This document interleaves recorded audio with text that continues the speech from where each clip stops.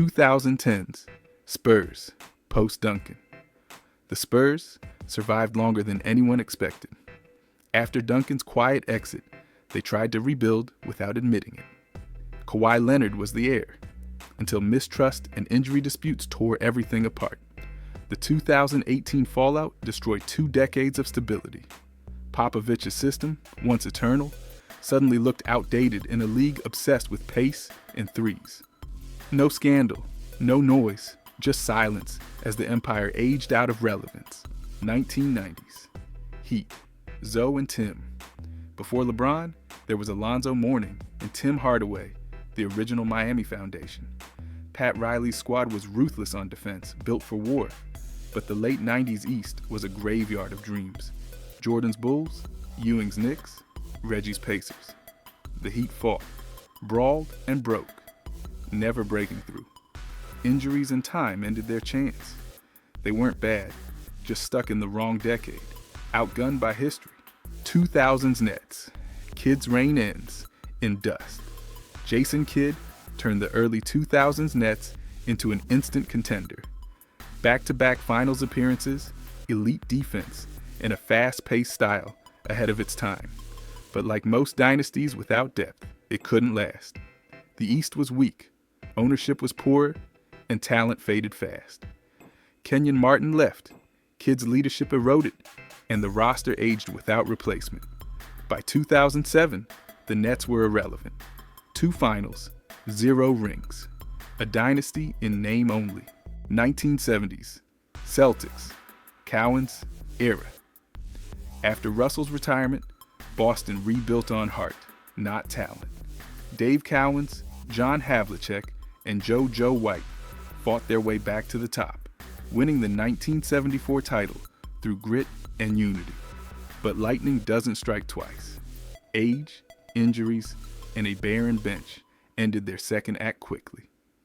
By the late 70s, the Celtics were ghosts of their former selves, waiting for Bird to resurrect them. A brief flicker of greatness between 2 empires, 2000s Hornets, CP3's empire that never rose. Chris Paul was supposed to lift New Orleans out of obscurity. He nearly did. MVP level play, playoff runs, and a city rebuilt after tragedy. But small markets don't sustain dynasties. Ownership instability, poor front office moves, and chronic injuries ruined the rise. David West left. Tyson Chandler was traded, and Paul's frustration boiled over. By 2011, he was gone. The Hornets didn't collapse. They never got to stand tall. 1980s, Hawks. The Dominique illusion. Dominique Wilkins made Atlanta electric, dunks, scoring titles, and highlight reels that filled arenas. But beyond the flash was emptiness. The Hawks never built the team he deserved. The Celtics, Pistons, and Bulls all crushed them when it mattered. Every season ended the same. Exciting, but not elite. By the time the 90s arrived, Dominique's brilliance couldn't hide the truth. Atlanta was all spectacle, no substance. 2010's Rockets, the analytics empire. Crashes. Houston's Daryl Morey revolutionized basketball through math. James Harden's isolation offense and 3-point obsession redefined efficiency. Until it didn't. Regular season records, MVPs, and heartbreak followed. Golden State exposed their limits, and Chris Paul's injury in 2018 sealed their fate. The 0 for 27 shooting drought in Game 7 became the era's epitaph. By 2020, Harden was gone, D'Antoni fired, and Morey exiled. The numbers added up, just not to rings. 1990s. Suns. Barkley's peak. Barkley's fall. Charles Barkley's arrival turned Phoenix into instant contenders. His 1993 MVP run carried them to the finals, where they battled Jordan's Bulls in a war of legends. But after that peak came the slide. Injuries, defensive flaws, and locker room fatigue ended their window fast. Barkley's frustration grew. Teammates aged, and trades gutted the roster.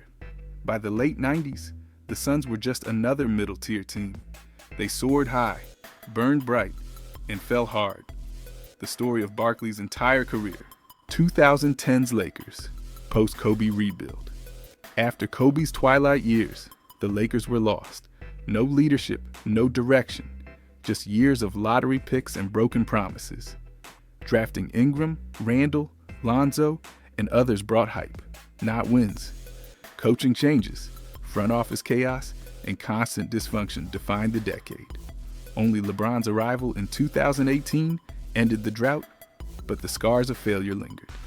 For a franchise built on legacy, the 2010s were a painful reminder that history can't save you when the structure rots. 1970s, Lakers, Wilt West era. Wilt Chamberlain and Jerry West were icons at the end of their primes. Their 1972 championship broke years of heartbreak. 33 straight wins, dominance everywhere. But age is undefeated. Wilt retired, West followed, and the roster collapsed overnight. The team stumbled through mediocrity until Kareem arrived years later. That version of the Lakers was like a dying star, brilliant but brief, and remembered as much for its ending as its triumph.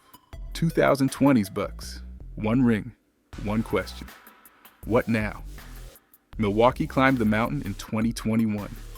Giannis's finals performance was mythical, the small market dream realized. But sustaining greatness is harder than achieving it. Injuries hit, coaching turmoil followed, and locker room tension brewed beneath quiet smiles.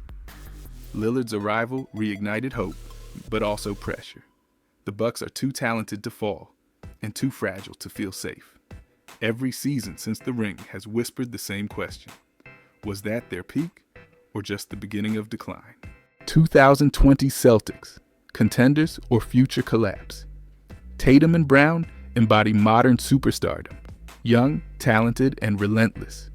On paper, they should dominate for a decade. But cracks keep showing. Missed finals chances, ego battles, and late-game collapses reveal the same flaw. No identity under pressure. Boston reloads every year, but still feels one loss away from implosion. The Celtics could rule the decade, or repeat history as another dynasty that never truly arrives.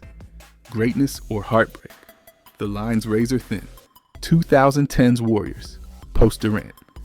When Durant left, the Warriors tried to prove they could still reign without him. What followed was pain, literal and symbolic. Clay's ACL, Steph's hand, and Draymond's decline shattered their rhythm. The dynasty limped through a lost season, rebuilt from within, and rose again briefly in 2022. But time doesn't forget. By the late 2010s, the injuries, mileage, and system fatigue had caught up. The joy was gone, replaced by survival.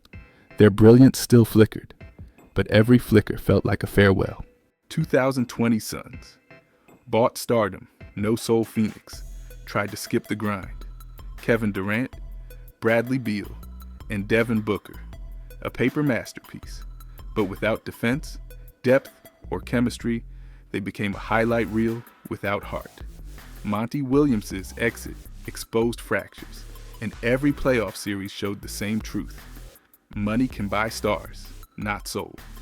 The Suns traded future for flash, and every loss feels heavier than the last. A super team in design, an identity crisis in practice. 2020's Clippers. Endless what ifs. Kawhi Leonard and Paul George were supposed to rewrite Clippers history. Instead, they wrote a medical report. Injuries, load management, and playoff collapses became routine. 2020's bubble meltdown broke their psyche, and they've been chasing redemption ever since. Every time they seem ready, someone breaks down. The Clippers didn't fail from lack of talent. They failed from bad timing. The ultimate what-if team of the decade. 1990s. Bulls. Post-Jordan, first exit. When Jordan retired in 1993, everyone thought the Bulls were finished. But Scottie Pippen led them to 55 wins, proving the system still worked, until fatigue and heartbreak hit in 1994. The Hugh Hollins foul, the Pippen walkout, and a slow unraveling. By 1995, Jordan returned, older but hungrier, turning pause into resurrection. It's the only dynasty that ever truly came back from the dead. A reminder that sometimes collapse is just intermission.